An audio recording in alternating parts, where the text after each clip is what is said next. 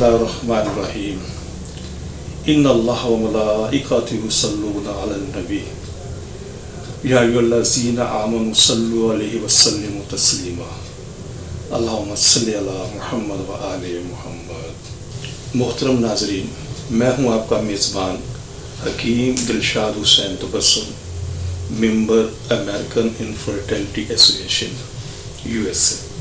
मोहतरम नाज़रीन, हस्ब साबिक आज भी हमारे पास ढेरों मुफीद मालूमात मौजूद हैं जो बेऔलाद मरीज़ों के लिए यकीनन एक उम्मीद का पैगाम होंगे।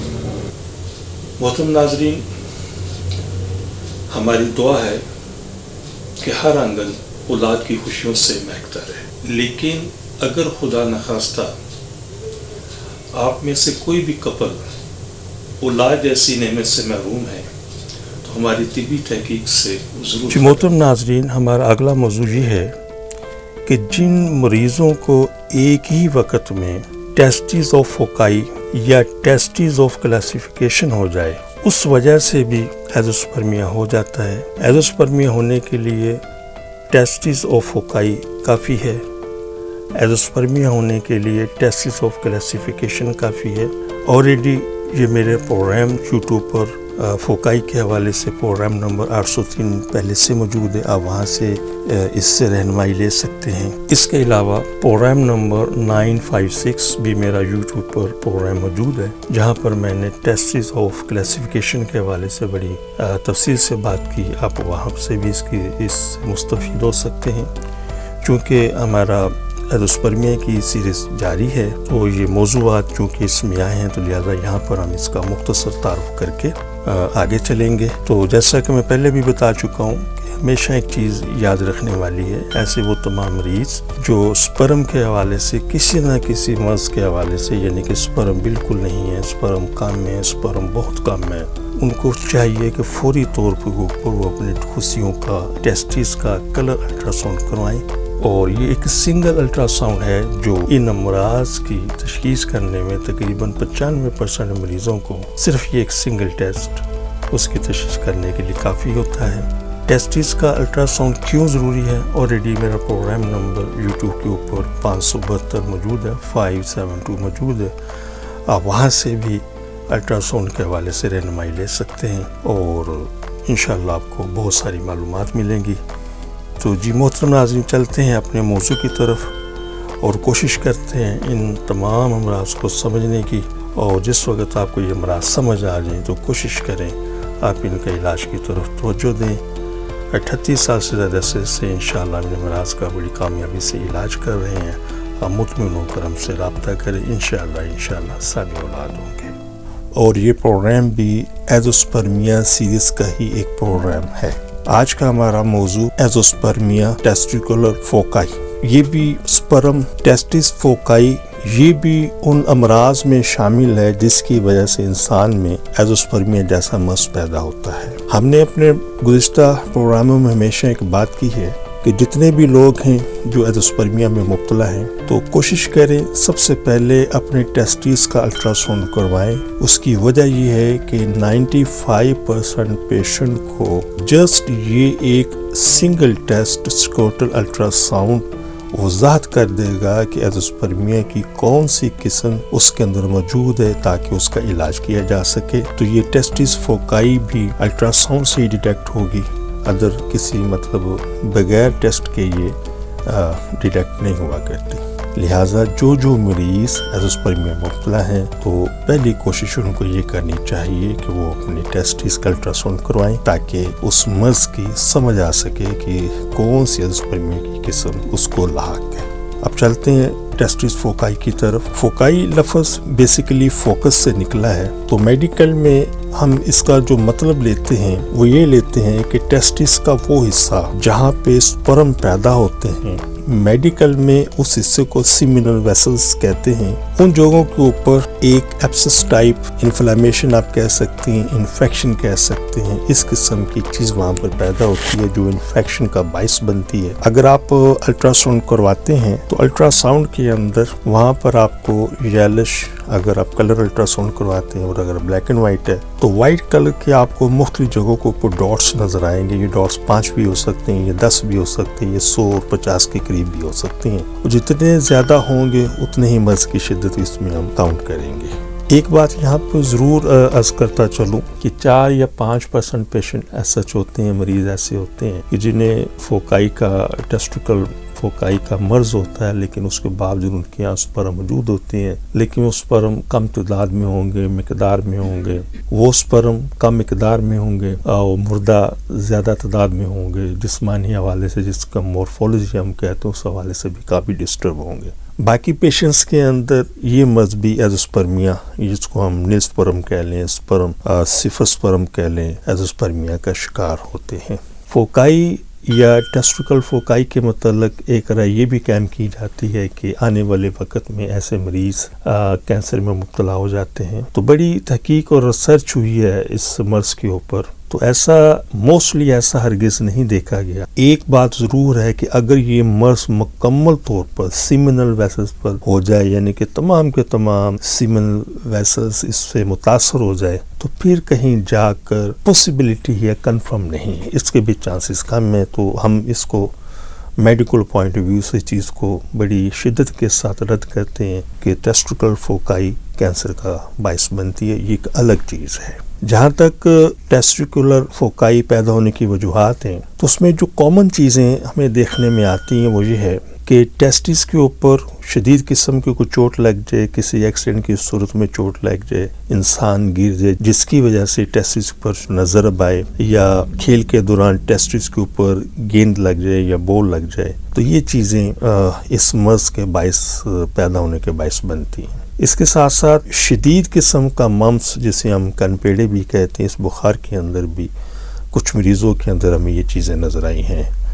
ٹائیفائڈ بخار, ٹی بی جیسے امراض میں مبتلا مریضوں میں بھی ہم یہ ٹیسٹیکل فوکائی ہمیں دیکھنے میں آیا ہے. اب چلتے ہیں ہم اس علاج کی طرف. تو تمام محترم ناظرین سے گزارش ہے کہ بالکل مایوس نہ ہوں. شکر الحمدللہ ہماری ریسرچ, ہماری جو تحقیق ہے اسلامی ہربل میڈیسنز کے اوپر ہے, اور ان مرض سے اور ان اسلامی ہربل میڈیسن سے ٹیسٹیکل فوکائی کا علاج 100% علاج موجود ہے, اور آپ بالکل مطمئن ہو کر آپ اس کا علاج کر سکتے ہیں اور خوش ہو کر زندگی گزار سکتے ہیں, اور یہ علاج انتہائی مناسب وقت میں ہو جاتا ہے. لہٰذا بالکل مطمئن ہو کر رابطہ کریں. انشاءاللہ یہ مرض بھی قابل علاج ہے. جی محترم ناظرین, جیسا کہ آپ کو علم ہے کہ ایزوسپرمیا کی سیریز جاری ہے, یعنی کہ وہ امراض جو ایزوسپرمیا کا باعث بنتے ہیں ان کو ہم سٹیپ بائی سٹیپ ڈسکس کر رہے ہیں. اب ہم نے جس موضوع کا انتخاب کیا ہے اس کو میڈیکل لینگویج میں ٹیسٹس آف کلاسیفیکیشن کہتے ہیں. اس مرض کا ایک دوسرا نام بھی ہے, اس کو کہتے ہیں ٹیسٹیکل مائکرولیتھاس. اس کا مطلب یہ ہوتا ہے کہ خصیوں کے اندر کیلشیم کے چھوٹے چھوٹے جرمٹ بن جاتے ہیں, اور اس مرض کی نشاندہی صرف اور صرف خصیوں کے الٹراساؤنڈ سے ہی ہوتی ہے. عموماً یہ مرض مردوں میں 17 سال سے لے کر 35 سال کے قریب زیادہ دیکھنے میں آتا ہے. یہ ایک انتہائی خطرناک مرض ہے, کیونکہ جن مریضوں میں یہ مرض ہوتا ہے ان میں کچھ لوگوں کو خصیوں کا کینسر بھی دیکھنے میں آیا ہے. زیادہ تر لوگوں میں ایسا نہیں ہوتا. ایزوسپرمیا کا سبب بننے والے اس مرض کی اگر بروقت تشخیص کر لی جائے تو یہ 100% قابل علاج ہے. عموماً یہ مرض کسی شدید بخار, کسی مرض میں دیر تک مبتلا رہنے کی وجہ سے, خصیوں پر چوٹ لگ جانے کی وجہ سے, اور اکثر مریضوں میں کسی نامعلوم وجوہات کی بنا پر یہ کیلشیم کے چھوٹے چھوٹے ذرات کے ذخائر سیمنیفیرس نالیوں کے لومینا میں بنتے ہیں.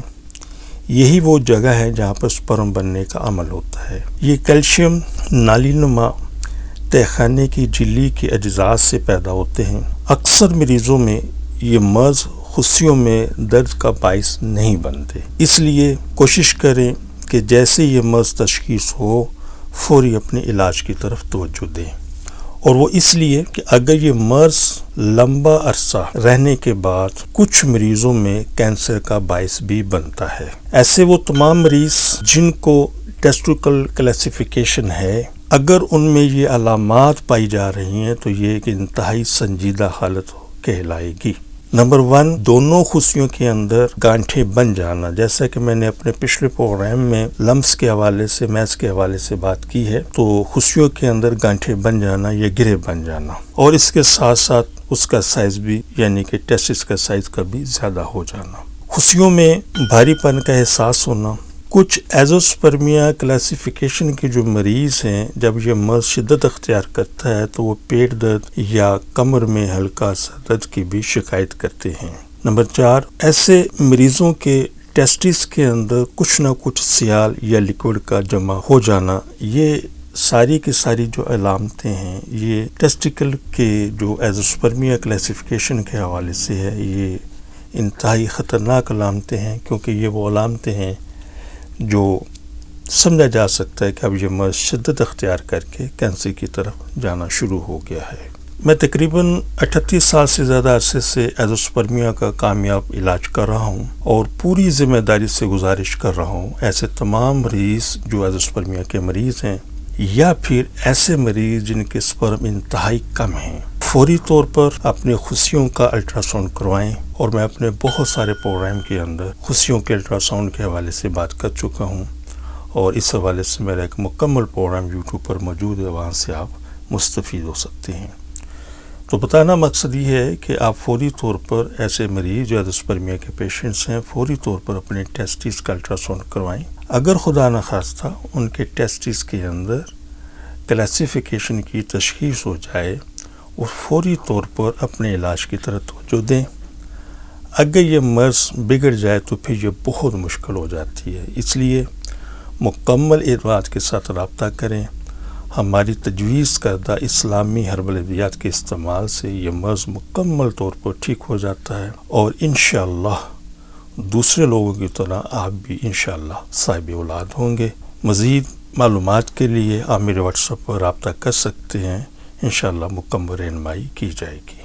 محترم ناظرین، ہماری دعا ہے کہ ہر آنگن اولاد کی خوشیوں سے مہکتا رہے، لیکن اگر خدا نخواستہ کوئی بھی کپل ابھی تک اولاد جیسی نعمت سے محروم ہے تو ہماری طبی تحقیق سے ضرور فائدہ اٹھائیے، اور وہ خواتین و حضرات جنہیں ڈاکٹر حضرات نے IVF، IUI، ICSI یا دیگر کسی بھی حوالے سے ٹیسٹ ریویو کا مشورہ دیا ہے، تو ہماری ان سے بڑی مؤدبانہ گزارش ہے کہ ان تمام چیزوں سے، ان تمام سلسلوں سے پہلے ایک مرتبہ ہم سے ضرور کنسلٹ کریں۔ انشاءاللہ ان چیزوں کی ضرورت باقی نہیں رہے گی۔